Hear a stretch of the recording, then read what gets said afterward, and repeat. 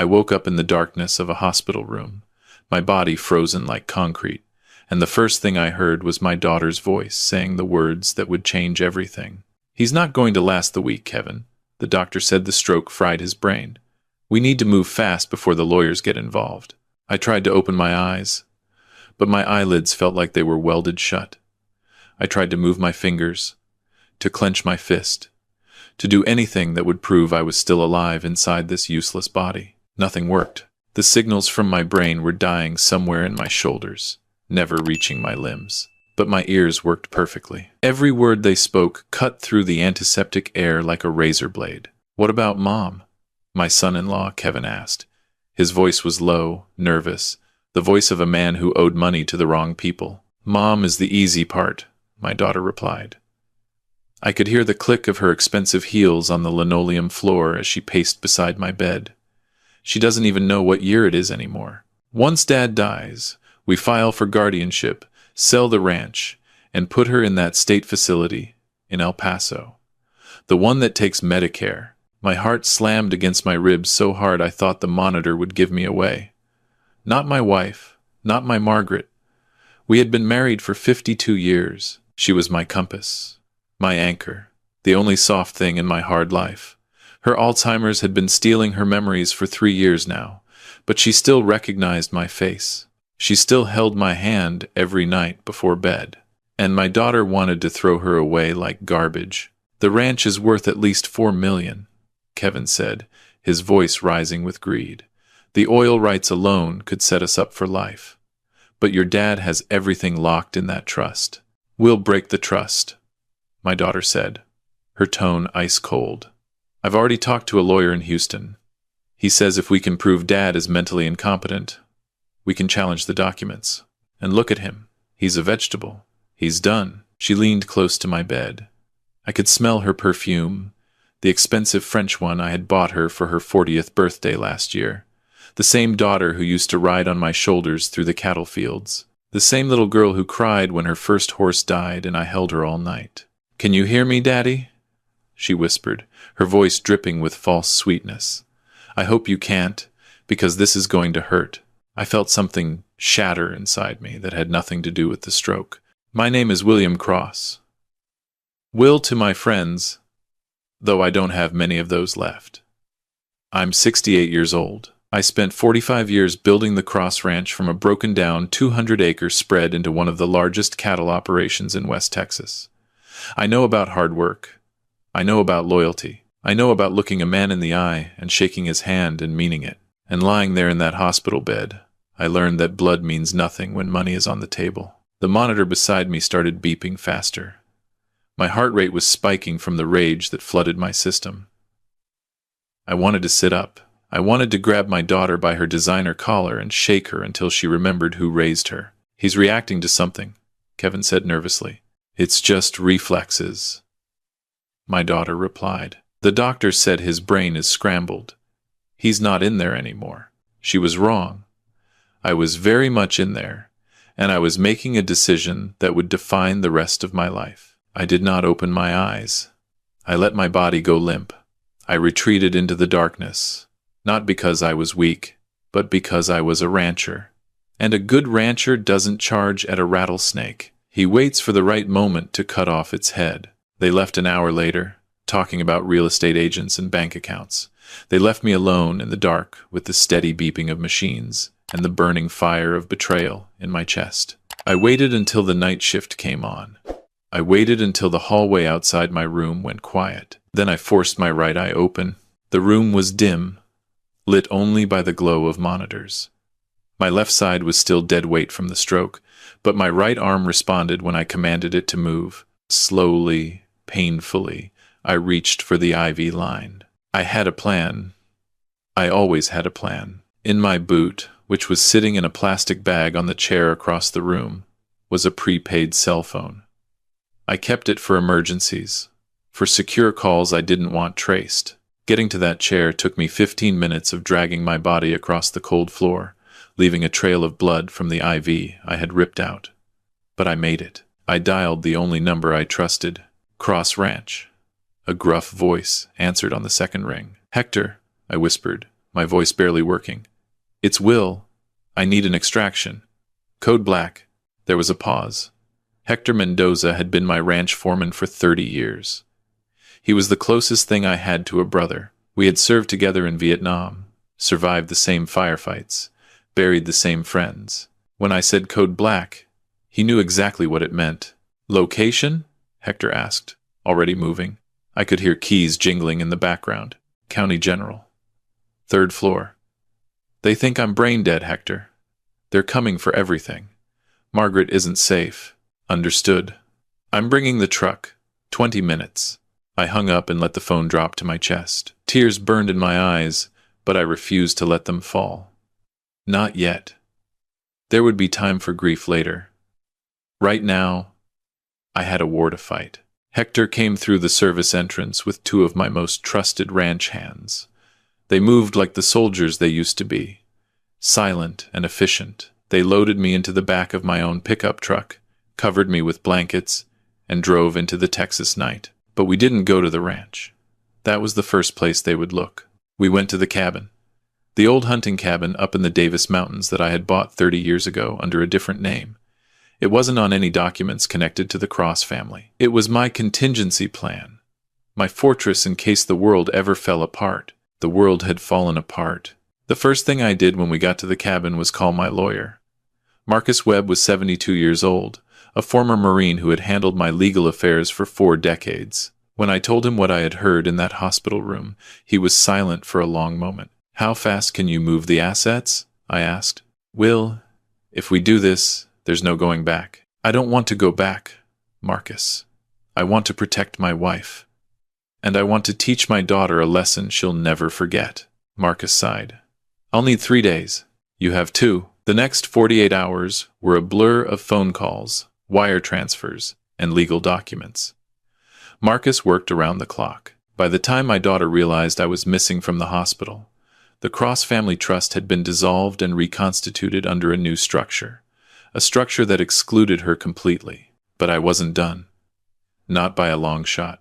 I needed to get Margaret out of there before they could touch her. Hector drove me back to town in the middle of the night. We parked 2 blocks away from my own house, watching the lights in the windows. My daughter's BMW was in the driveway. They had already moved in. We waited until 3 in the morning, when the lights finally went out. Then Hector helped me to the back door. I had a key they didn't know about, hidden in a fake rock by the rose bushes. The house was quiet. Too quiet. I could smell Kevin's cologne in the hallway, see Samantha's designer bags piled on the kitchen counter. They had made themselves at home in the house I had built with my own hands 50 years ago. I found Margaret in the guest room. The guest room.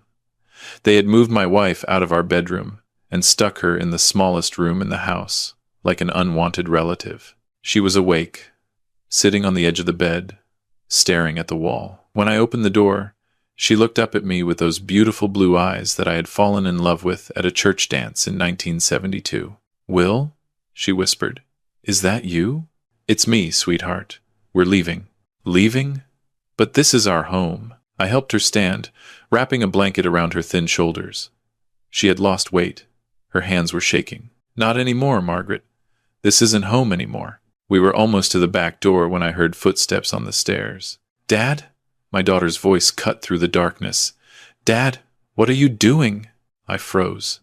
Margaret clutched my arm, confused and frightened. Samantha appeared at the bottom of the stairs, her robe wrapped around her, her eyes wide with shock. Behind her, Kevin stumbled down, still half asleep. You're supposed to be in the hospital, Samantha said, her voice tight with disbelief. The doctor said you were in a coma. The doctor was wrong. Dad, you need to come back inside. You're not well.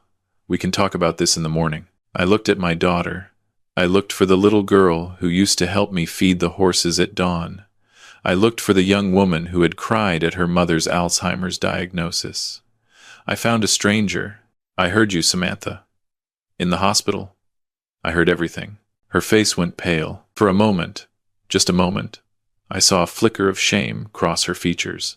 Then it was gone, replaced by defiance. You don't understand, Dad. We're trying to help you.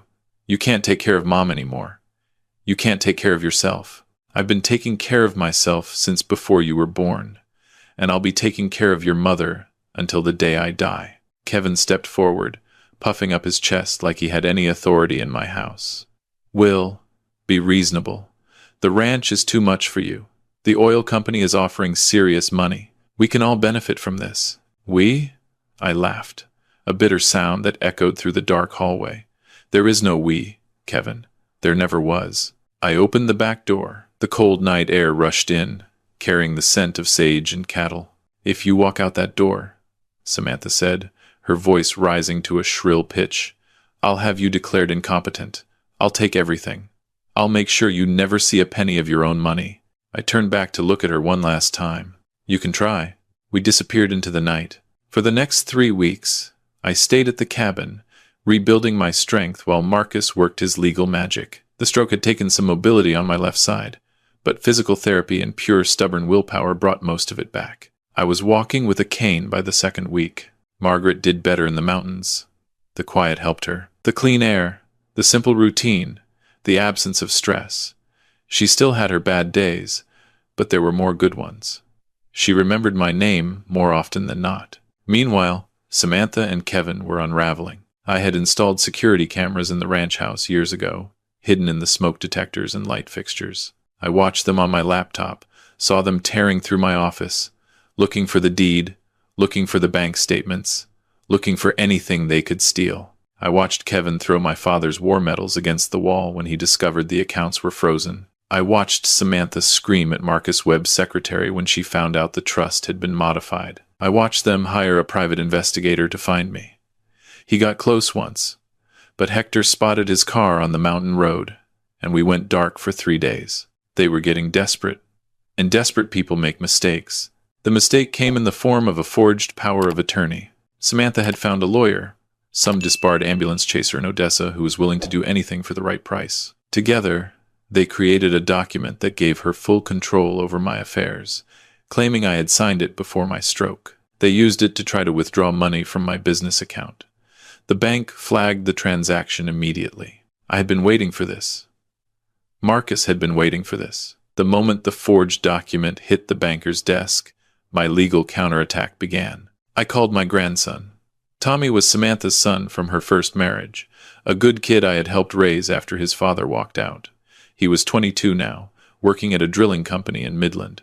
He was the only member of my immediate family who hadn't tried to rob me. "Grandpa?" Tommy answered, confused. "Mom said you were sick. She said you were in a facility." "Tommy, I need you to listen to me very carefully." I told him everything. I told him about the hospital, about the forged documents, about his mother's plan to dump his grandmother in a state facility. There was a long silence when I finished. "I knew something was wrong," Tommy said quietly. "She's been acting weird for months. Kevin's been gambling again. They're in deep, Grandpa. Really deep." "How deep?" "He owes money to some people in Dallas. Bad people. That's why they need the ranch. They need it to survive." I closed my eyes. So that was the root of it. Kevin's gambling addiction had finally caught up with him, and he was willing to sacrifice my wife and me to pay his debts. "Tommy, I'm going to end this, but I need your help." "Anything, Grandpa." I needed a witness. I needed someone inside who could document their crimes firsthand. 3 days later, Tommy showed up at the ranch house with a duffel bag and a story about losing his job. Samantha welcomed him with open arms, never suspecting that her own son was working against her. He found the gambling debts hidden in Kevin's desk. $200,000 owed to a loan shark operation run out of a strip club in Fort Worth. He found the emails between Samantha and the crooked lawyer, detailing their plan to have me committed. He found the unsigned admission papers for Shady Pines, a nursing home with 17 citations for abuse and neglect. He recorded them on his phone, confessing their scheme over dinner one night. "Once we get the ranch sold, we're free," Kevin said, his words slightly slurred from whiskey. "Your grandfather is old and senile. Nobody's going to believe him. And your grandmother won't remember enough to testify." "What about the forged power of attorney?" Tommy asked carefully, his phone recording in his breast pocket. "That's the beauty of it," Samantha laughed. "Dad's handwriting has always been shaky. The bank can't prove he didn't sign it. And if they try, We'll have him declared incompetent before it ever goes to court. I watched the video that night in the cabin. Margaret was asleep in the next room, safe and warm. I watched my daughter plotting to destroy us, and I felt the last ember of hope for reconciliation die in my chest. It was time to end this. The town of Del Norte holds its annual Cattlemen's Ball every February at the historic Paisano Hotel. It's the social event of the season, attended by every rancher, banker, and politician within 100 miles. Samantha and Kevin would be there, of course. They had already sent out announcements that they were taking over the Cross Ranch operations. I sent my own announcement. A personal invitation to every major player in the county, promising a major announcement about the future of the Cross family legacy. Samantha tried to have me barred from the event. She called the sheriff, claiming I was a danger to myself and others. But Sheriff Rodriguez had known me for 40 years. He told her to get a court order or leave him alone. On the night of the ball, I arrived in my best suit, Margaret on my arm. She was having a good day, clear-eyed and beautiful in the blue dress I had bought her for our 50th anniversary. Hector walked behind us, watching for trouble. The ballroom went silent when we walked in. People stared. They had all heard the rumors, the conflicting stories about my health, my mental state, my family. They had heard Samantha's version. Now they were seeing the truth. I was not a vegetable. I was not senile. I was William Cross, and I was still standing. Samantha saw us from across the room. Her face went white, then red with fury. She grabbed Kevin's arm and started pushing through the crowd toward us. "What are you doing here?" she hissed when she reached us. "You're making a fool of yourself, Dad. Everyone knows you're not well." "Everyone is about to know a lot of things, Samantha." I walked to the small stage at the front of the ballroom. I had arranged with the hotel to set up a projector and screen. The MC, old Tom Watson, who had known my father, handed me the microphone. "Evening, folks," I said, my voice amplified across the room. "Some of you might have heard that I died a few weeks ago. I'm here to tell you that the rumors of my death have been greatly exaggerated." Nervous laughter rippled through the crowd. "What you haven't heard is the truth. The truth about what my own daughter and her husband have been doing while they thought I was unconscious in a hospital bed." I pressed the button on the remote. The first image that appeared on the screen was the forged power of attorney. Marcus had gotten an expert to analyze it, highlighting the differences between my real signature and the forgery. This document was used to try to access my bank accounts 3 weeks ago. I didn't sign it. It's a forgery. Gasps echoed through the ballroom. I saw Samantha trying to push toward the stage, but Sheriff Rodriguez had quietly positioned himself in her path. I pressed the button again. The screen showed Tommy's video recording, the audio crystal clear. "Nobody's going to believe him, and your grandmother won't remember enough to testify." The room went dead silent as Kevin's voice echoed off the walls. Then Samantha's laugh, cruel and confident. "We'll have him declared incompetent before it ever goes to court." I let the video play for 2 full minutes. I let the entire county hear my daughter plotting to steal my ranch, abandon my wife, and destroy everything I had built. When I finally stopped the recording, I looked out at the crowd. I saw shock. I saw outrage. I saw the social standing of Samantha Cross evaporating in real time. "I'm not here for sympathy," I said, my voice steady. "I'm here to make an announcement.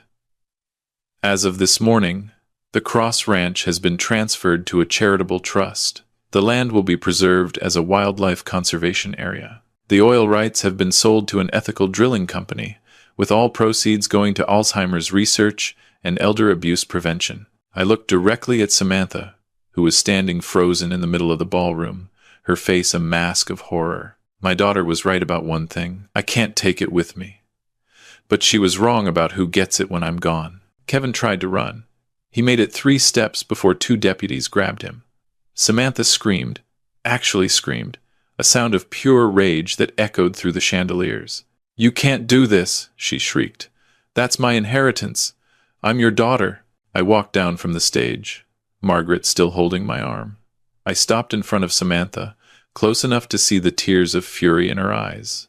"You stopped being my daughter the moment you decided to throw your mother away like trash." The sheriff stepped forward with handcuffs. "Samantha Cross, Kevin Mitchell, You're under arrest for fraud, forgery, and conspiracy to commit elder abuse. They dragged them out through the main entrance, past the cameras that had appeared from nowhere, past the reporters who were already filing stories.